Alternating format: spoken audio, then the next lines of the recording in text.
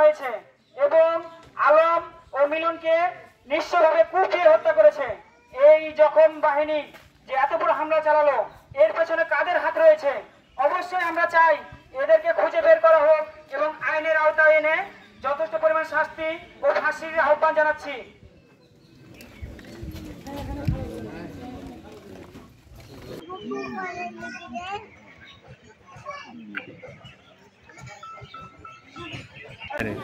(14-10-2025) ঘটনার তারিখ।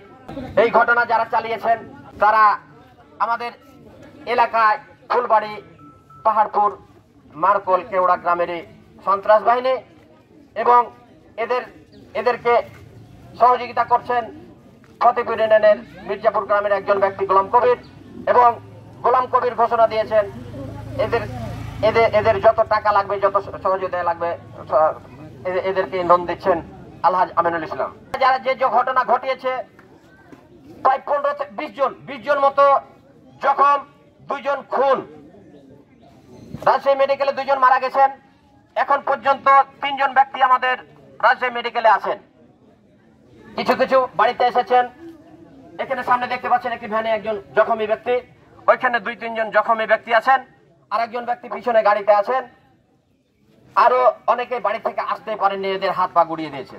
আমি এদের সর্বোচ্চ শাস্তির দাবি করছি, সর্বোচ্চ শাস্তি এদের যেন ফাঁসি হয়।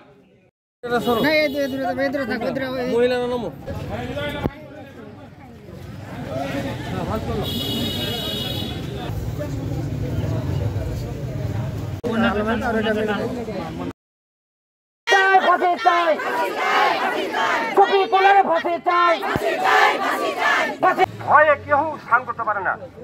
আমার পরিবারকে ধ্বংস করে দিয়েছে, আমার ছেলেমেয়েরা কিছু শেষ করেছে। আমার কতবার এই সুপারিশ করেছে, এই সেলিম এন্তাদুল তার বাবা হুকুম দিছে তারকে মার দিক।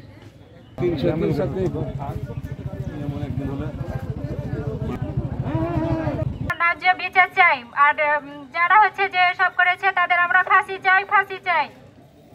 সেলিম, এমদাদুল, এস্তাব, কামরুল, শফিকুল, আলামিন, দিলীপ, সুমন, জুমন, আশিকুল, আরো অনেকে আছে।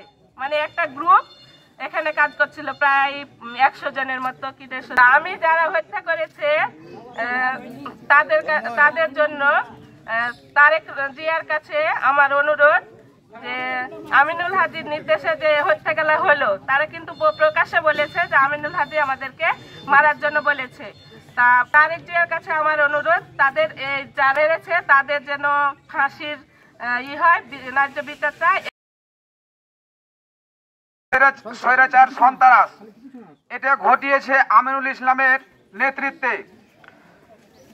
মেন নায়ক এই ফুলবাড়ির এই দুর্ঘটনা ঘটার এমদাদুল, সেলিম, এস্তাব, শিরিফ, কামরুল, শফিকুল, বাইরুল, তারপরে আপনার নাসিম, জুম্মন, সুমন, আশিকুল, সাথে আরো 100-150 লোক ছিল। কিন্তু এরা বাড়ি থেকে টেনে হেঁচড়ে ছাপের খাটের তলে থেকে, চকির তলে থেকে জানলা দরজা ভেঙে এই নৃশংস পরিবারগুলোকে এরকম পরিণতি ঘটিয়েছে।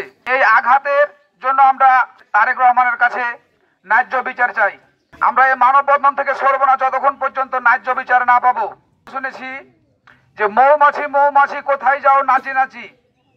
তো মৌমাছি বলছে যে ভাই ফুল ফুটেছে দূরবনে, যাব মধু আহরণে, দাঁড়াইবার সময় তো নাই। আমরা এই মানববন্ধনে নেমেছি যতক্ষণ পর্যন্ত এই দুর্ধর্ষ আসামিগুলোর সাজা শাস্তি না পাচ্ছি, ততক্ষণ পর্যন্ত আমরা এই মানববন্ধন থেকে সরব না। ফাঁসি চাই।